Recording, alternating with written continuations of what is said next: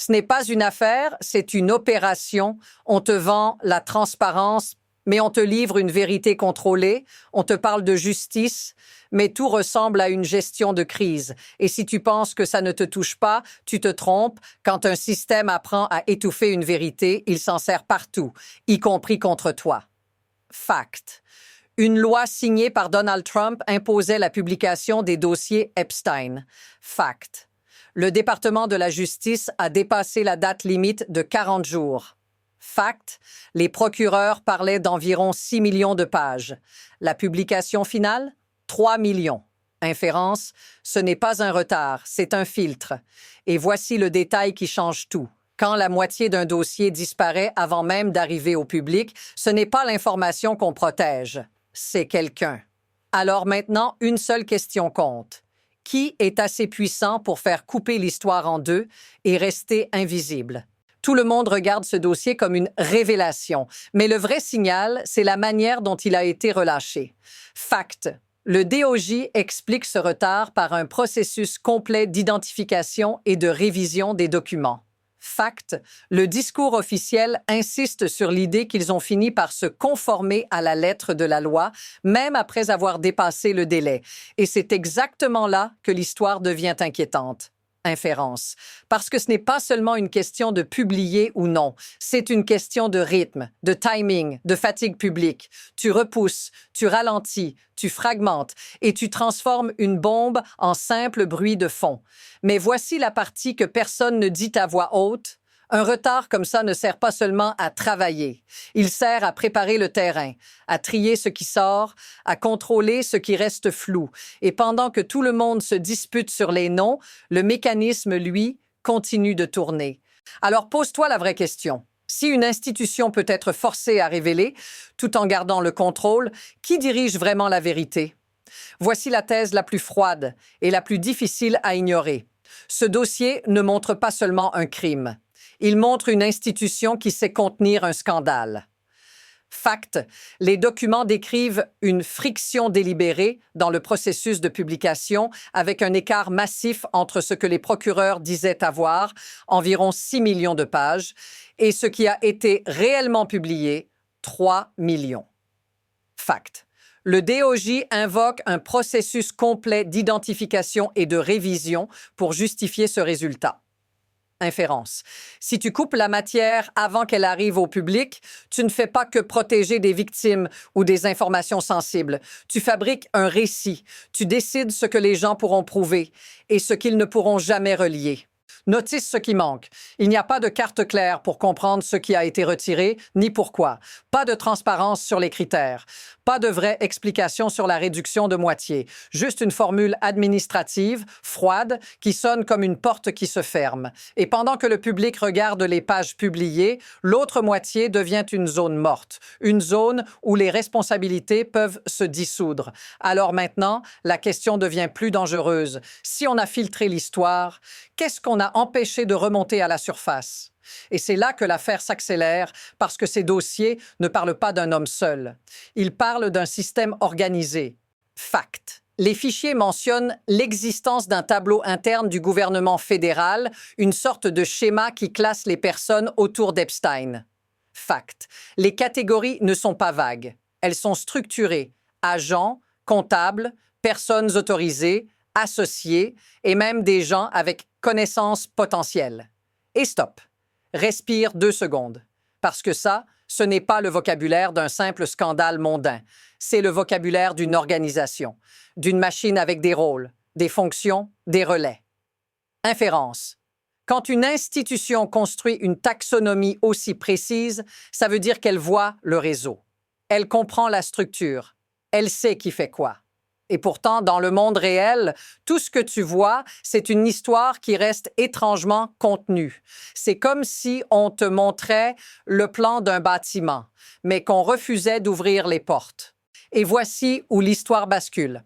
Si ce tableau existe, alors le dossier n'est pas un mystère. Ce qui est un mystère, c'est pourquoi la suite n'est jamais venue. Alors maintenant, demande-toi, si le système avait la carte, pourquoi il n'a pas suivi le chemin? Parce que voilà le moment où tout devient impossible à défendre. Malgré cette carte interne, le résultat public ressemble à une seule tête coupée et un réseau intact. Fact. Le tableau interne identifie des rôles précis: agents, comptables, personnes autorisées, associés. Fact.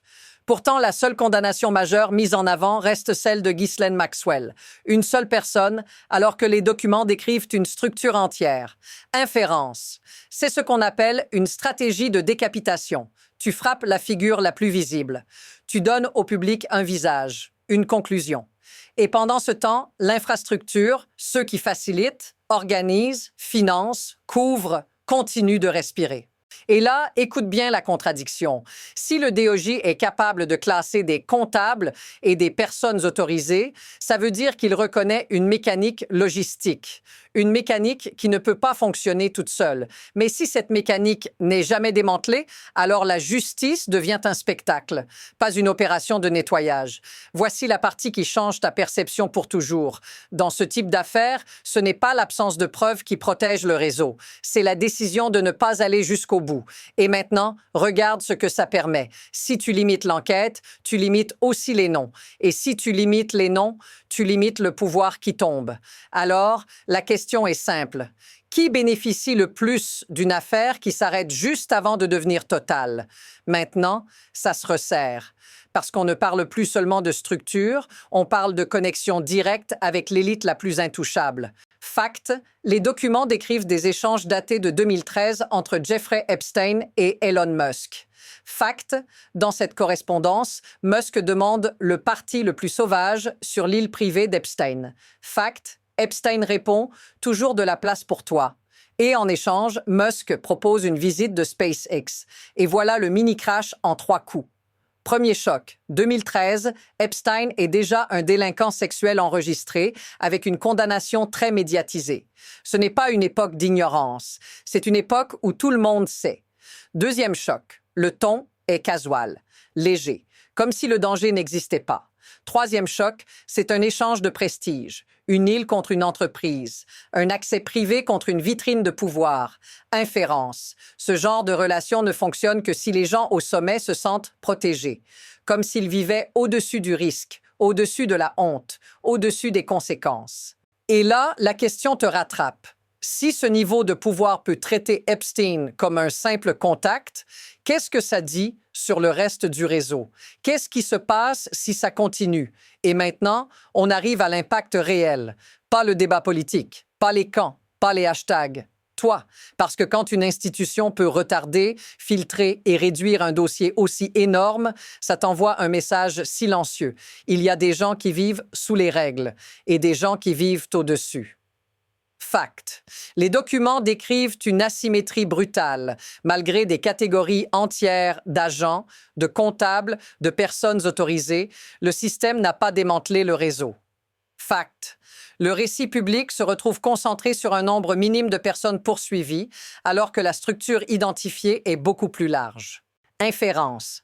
Et ça change ta vie plus que tu ne le crois. Parce que si un système peut laisser des facilitateurs intacts dans une affaire aussi lourde, alors dans les affaires ordinaires, il peut aussi décider qui mérite d'être poursuivi et qui mérite d'être protégé. Tu vois ça dans les délais, dans les dossiers qui traînent, dans les enquêtes qui s'arrêtent sans explication, dans les vérités qui arrivent en morceaux, assez pour te choquer, pas assez pour te donner le pouvoir de comprendre.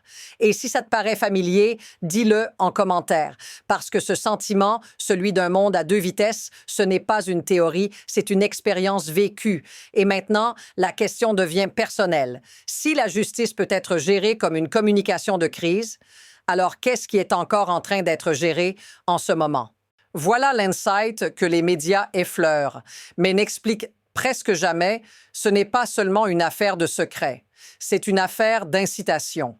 Fact, les documents décrivent un modèle de retard et de divulgation contrôlée avec un processus de révision qui réduit massivement ce qui arrive au public. Fact, ils décrivent aussi une structure interne qui identifie des rôles autour d'Epstein sans que la réponse judiciaire publique ne suive cette complexité. Inférence. Ça veut dire que le système sait, Mais le système calcule. Parce que poursuivre un réseau complet, ce n'est pas seulement arrêter des gens, c'est déclencher une réaction en chaîne, des institutions exposées, des carrières détruites, des alliances qui explosent. Et à ce niveau-là, la justice n'est plus seulement une question de loi, c'est une question de stabilité. Et voilà le mécanisme. Tu libères assez d'informations pour prouver que tu fais quelque chose. Tu gardes assez de flou pour éviter une implosion totale. Tu laisses le public se battre sur des fragments. Et pendant que tout le monde interprète, le pouvoir, lui, reste debout. C'est pour ça que les drips sont si efficaces. Pas parce qu'ils révèlent tout, parce qu'ils fatiguent tout le monde. Et maintenant, tu comprends pourquoi cette histoire ne se termine jamais vraiment. Elle est conçue pour ne jamais se terminer. Mais la trajectoire, elle, est déjà en train de se former. À partir de là, il n'y a que 2 chemins possibles. Et les 2 sont dangereux. Premier chemin, la vérité complète sort, enfin. Fact. Les documents suggèrent qu'il reste des éléments essentiels absents des divulgations actuelles, notamment tout ce qui permettrait de relier la structure à des responsabilités concrètes. Inférence. Si cette matière finit par émerger, ce ne sera pas une mise à jour, ce sera une onde de choc, parce que ce qui est en jeu, ce n'est pas une réputation, c'est une architecture entière. Deuxième chemin, la stratégie du flou continu. Fact. La divulgation actuelle ressemble à un flux fragmenté, pas à un dossier total et indexé. Inférence. Et dans ce scénario, l'affaire ne meurt pas, elle se dilue. Chaque nouvelle pièce crée du bruit, de la colère, puis de l'épuisement. Et plus le temps passe, plus les responsables deviennent intouchables, simplement parce que le public n'a jamais une vue complète. Mais voici le twist. Les 2 chemins peuvent coexister. Un peu plus de documents, un peu plus de noms, juste assez pour alimenter le cycle, pas assez pour conclure. Et c'est ça, le vrai pouvoir, contrôler non seulement ce que tu sais, mais quand tu le sais. Parce que la prochaine étape n'est pas si ça va exploser. La prochaine étape, c'est qui va bouger en premier et pourquoi. Il y a une phrase qui résume tout ce que tu viens de voir. Quand la vérité sort en morceaux, le pouvoir reste entier. Fact. Le DOJ a dépassé la date limite de 40 jours. Fact. On est passé d'environ 6 millions de pages annoncées à 3 millions publiées. Fact. Une structure interne classe des rôles autour d'Epstein, mais la réponse publique n'a jamais reflété l'ampleur de cette carte. Inférence. Ce n'est pas juste une affaire d'horreur, c'est une leçon sur la réalité. Certaines vérités ne sont pas cachées, elles sont administrées. Et si tu veux comprendre ce qui arrive ensuite, ne regarde pas seulement les noms, regarde le rythme, regarde les silences, regarde ce qu'il ne nie pas, parce que cette histoire n'est pas terminée.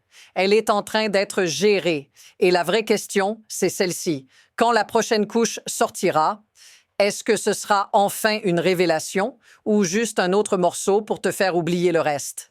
Abonne-toi pour la suite, parce que le prochain détail pourrait tout retourner.